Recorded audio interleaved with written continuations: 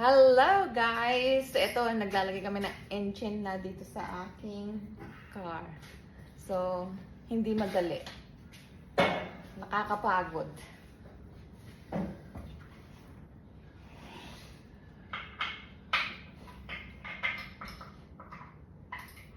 It's not really fun.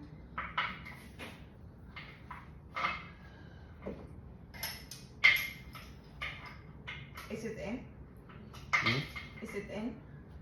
Do the bolts tight.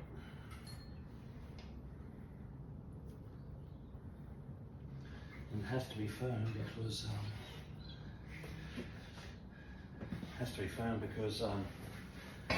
otherwise it'll break the bolts out.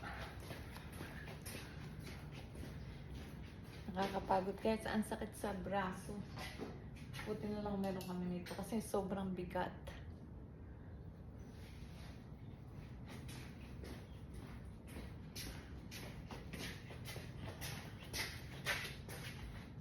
So nalagay na kagabi yung gearbox nito. Nalagay na ng asawa ko at saka ng anak ko. Ngayon naman ilalagay namin tong engine niya.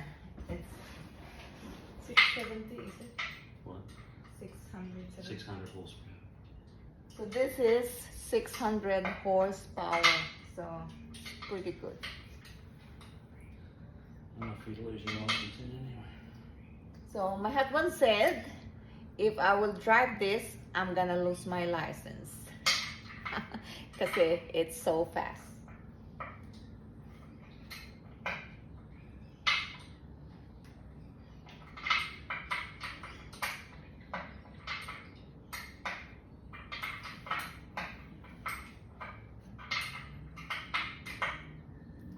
Bagong manicure pa naman ako.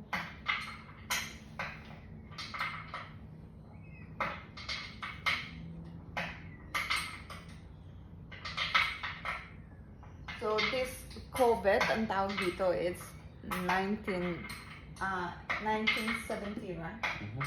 It's 1970 Corvette. Stingray.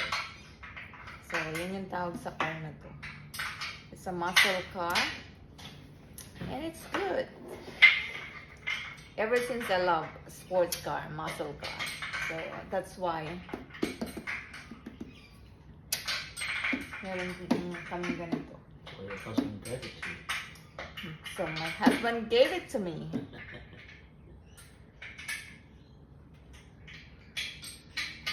Actually, this is a swap only with his mate. So, we have before the 1955, is it? Yep. 1955 Chevy. So, gustong-gusto yun ng kaibigan niya. So, nag-swap lang sila niya. So, ito, meron siya. Siniwap namin sa kanya.